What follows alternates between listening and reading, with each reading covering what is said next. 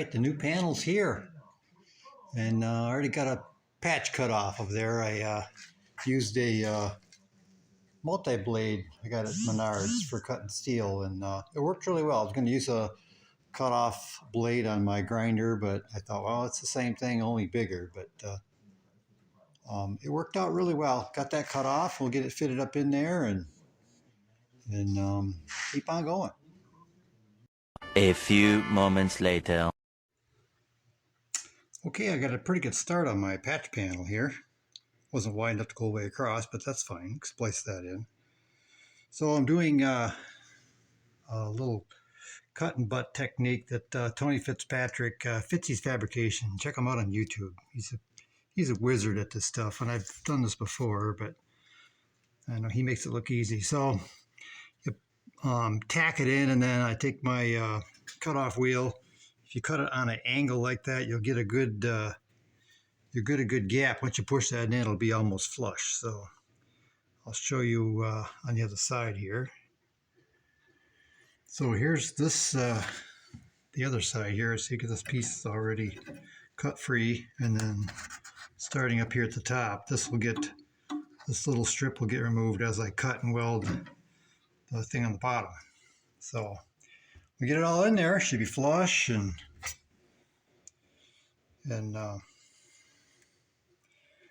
all like new again. So we'll keep plugging away. Got a little update for you. Been doing some cut and butt. Got the repair strip put in there. I was using my cutoff wheel on a grinder, and it was hard to get the angle because of this not being all the same plane here. You know, the corrugated up and down. I was getting some pretty big gaps in there. So I got out my handy dandy scroll saw with a metal cutting blade, and that made a lot finer cut in there. So I didn't have as big a gap to fill up in it. It cut pretty well, except it doesn't like to cut through spot welds. It wasted a blade trying to cut through a spot weld. It's like, yep, don't do that anymore, Pat. So got that all tacked in, not on the end, but top and bottom. I got some more welding to do there, and definitely got the rest of this to put in, but it's all tacked in, which the bottom definitely went faster than the top. So as far as tacking it in there. So we'll continue on. Hopefully get this thing done pretty soon. Get it back on the truck. So just for grins, I was going to see if I could bend up a patch in my Central Machinery 40-inch bending brake, aka Harbor Freight. And I just grabbed a piece of galvanized, just a scrap, just to see what I could do. And I laid it out and bent it up. And, you know, if I had to get this in here for you, if I had to do that, I think that would work. I think I could make that fit. So that's the next question. Do I want to see if I can bend a piece up to fill this in, or cut it off my patch, or, you know, how much time you got there, Pat? So we'll see. I might try it. It might all turn to crap, but it's not really concentric either, but maybe I will give it a shot. I'll let you know. Alrighty, I'm going to try my hand at making a panel. I got a piece of, I think this is like 17 gauge. But my calculation, this is a profile of that box. And closest I could come up with was 1 11/16 for the flats. And then the little transition parts are 5/8 of an inch down to the next level of transition. So my patch I made 10.5 by 12, and it's going to have a few bendies in it. But what I'm going to do next, I marked this out here on the side. Let's see if you can see these scratch lines in here. I don't know if you can see these or not. I'm going to put this on my bandsaw and make a little tiny cut so I can see both bends, front side and back side. And hopefully I get it in my brake correctly. I can be able to bend this all up. And wish me luck. I'll bring you back, show you what it looks like if it's successful. If not, you're not going to see this. Okay, got my cuts all done. I'm a handy dandy bandsaw.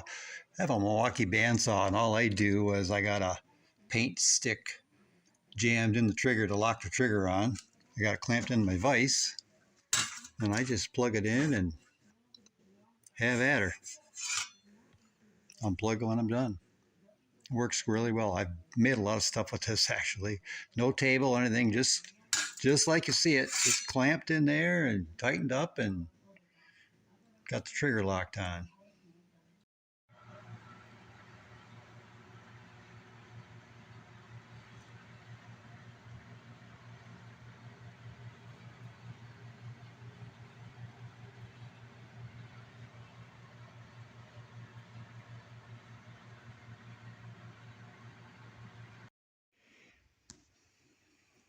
All right, I wanted to bring you in here and show you the issue I have of making my own panel.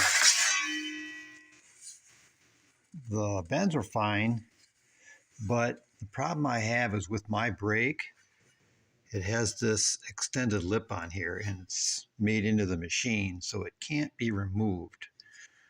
What I would need is a bending brake that was only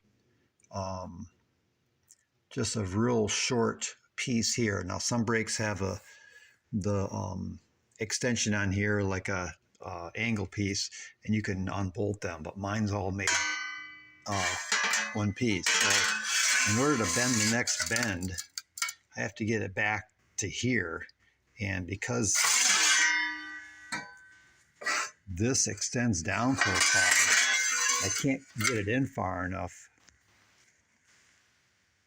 to bend it. So yeah, it was a good idea. It would have worked fine, I think. The configuration looked really good. The angles looked good, but just couldn't make it happen. So I do have a patch panel. The rest of the panel that I bought, it's this material. It's fine. It's heavy duty. I just thought I'd try making the rest of that with scraps that I had, but not this time. So we'll get the other piece cut out and get it in here and continue on. Alrighty, putting the finishing touches on it here. Got it all welded in, did the old cut and butt overlap, and turned out well. The seam where I had joined the two panels blended really good on the other side. I'll take you over and show you that. Here's the joint from the other side. This is the seam right there. So that turned out quite well. I was real happy with the way that did. Welds on this side came through good, the spot welds. Yeah, ground those down a little bit. What I'm going to do is probably put some fiberglass filler on the back side just to fill all the little pinholes and keep the moisture out. Get that done. So we'll get that on. I got that cross brace I made. Got to put that in yet. And yeah, I've got quite a bit done so far. So we'll keep plugging away. All right, decided to put this on next versus the fiberglass filler just because I'm going to be warming things up. Pardon me. I got the holes punched with my handy dandy little sheet metal punch there. Gonna do some plug welds along here. Not every rib, but every one along here. So we'll get that up there and get her plug welded, and I'll show you what it looks like when I have it all done. And there we have it. Did plug weld every other one here on the top, and then I skipped over and did every other one on the bottom. So we do have some overlap here.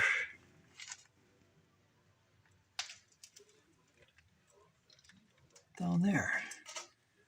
So, mix up some fiberglass filler. Sorry about that. Some fiberglass filler and go over the seam that I welded just to seal that up. That stuff's waterproof. So I should seal that up, fill up my little pinholes, and make it better than new. At least better than it was when I started. This thing was pretty creaky. So yeah, there's the update. Alrighty, it's been a few days. I've got back out here and got the shield, the heat shield back on there, and got some undercoating sprayed on my inside of the repair. And I'll take you around the front here and show you what that looks like. And here's the front piece. Got some rubberized undercoating and spray that in there. Originally I was gonna put the pieces back in that I cut out, but it got a little warm on top. I didn't have enough cut away, and I got a little crispy, so that's not gonna work. So anyway, hopefully this will be okay, and got it all sprayed in there and looking good. So get her back on the truck. But I think I'm going to end this video here. I really want to thank you for watching, and we'll catch you on the next one.